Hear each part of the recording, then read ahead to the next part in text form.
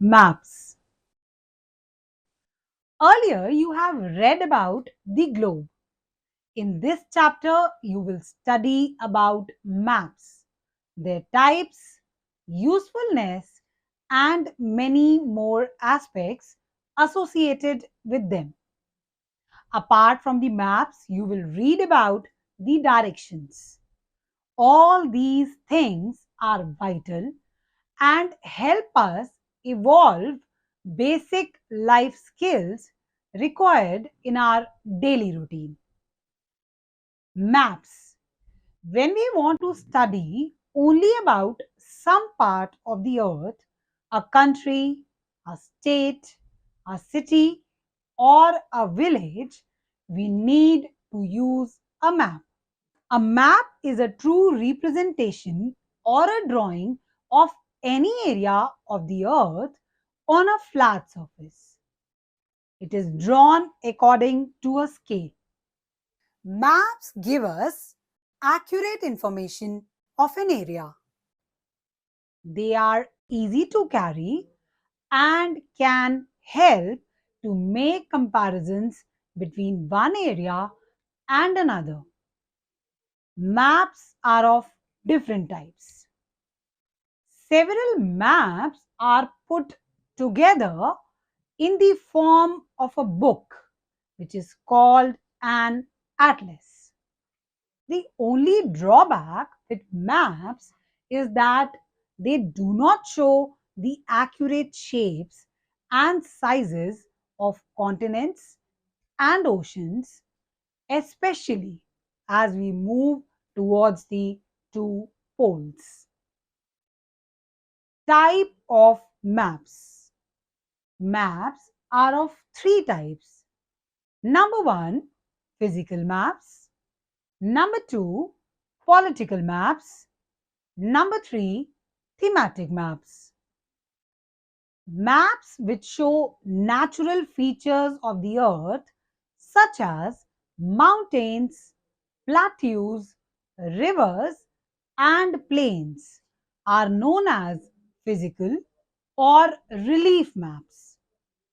Maps showing districts, cities, towns, states, and countries and their boundaries are called political maps.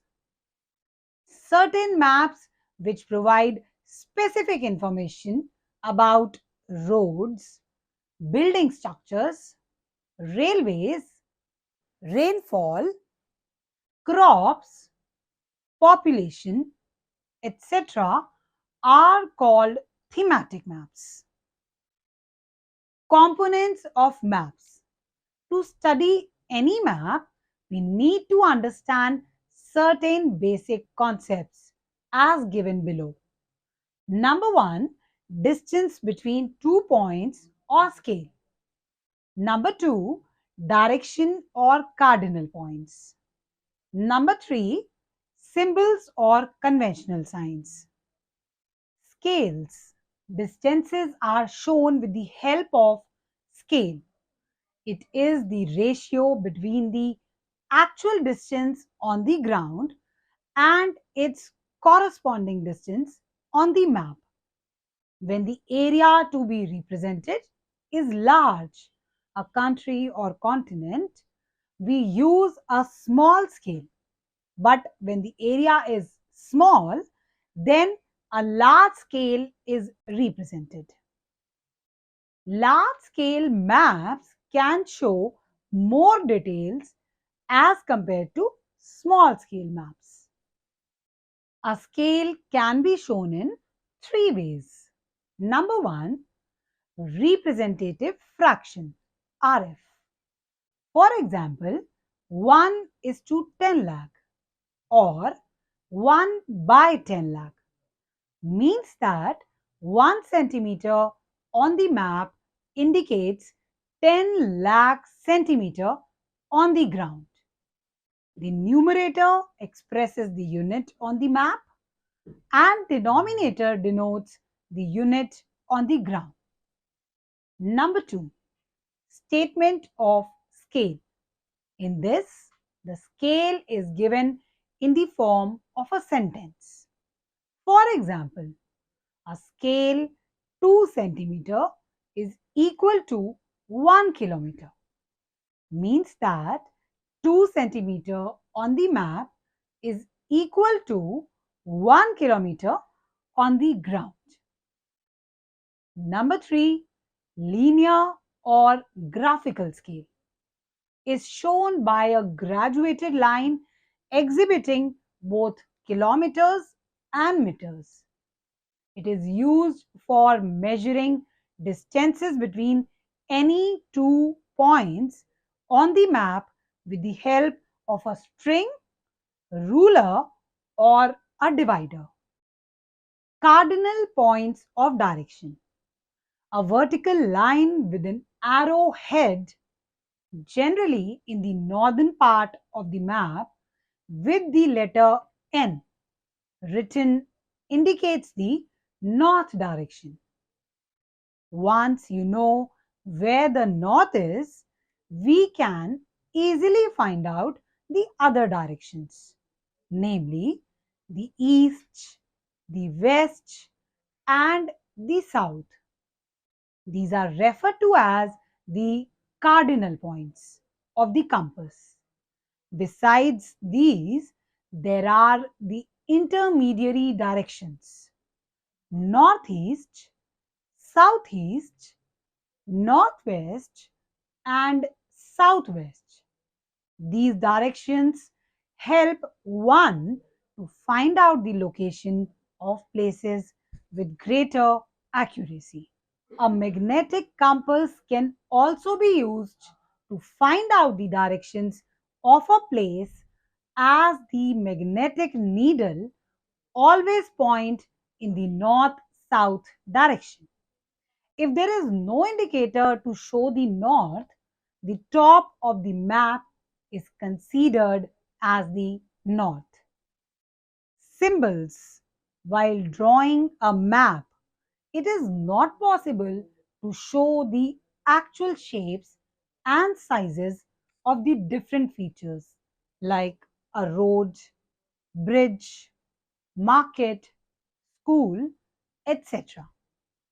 Certain signs and symbols are used to show these features. These are called the conventional symbols. In physical maps, different colors are used to show different physical features. Green color is used for plains, yellow for deserts, brown for highlands and mountains, while blue is used to show rivers, seas, and oceans. These symbols not only make the maps easy to interpret, but also give a lot of information in a limited space.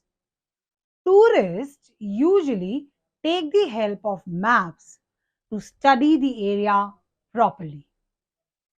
Maps use a variety of signs which any traveler can easily understand, as they are the internationally accepted signs and symbols. Actually, there is an international understanding for using the same symbols to show certain specific features in the same manner. Sketch. A rough drawing of any area based on memory, drawn without a scale, is called a sketch. It helps to locate or show places which we need to visit. We often find sketches drawn on wedding cards so as to make it easy for the guests to reach the venue. Direction and distances are shown in sketches, but no scale is used. In this way, a sketch gives us an overall idea about the location of any place. Plan. Maps show several features, but no map can show the details of buildings and structures. A plan is a drawing which shows the layout of a building. It is a drawing of any small area on a large scale with all the necessary minute details. It is used by architects who design houses. We can use it to show the actual sizes of the rooms along with doors, windows, almirahs, etc. A plan is drawn according to a scale.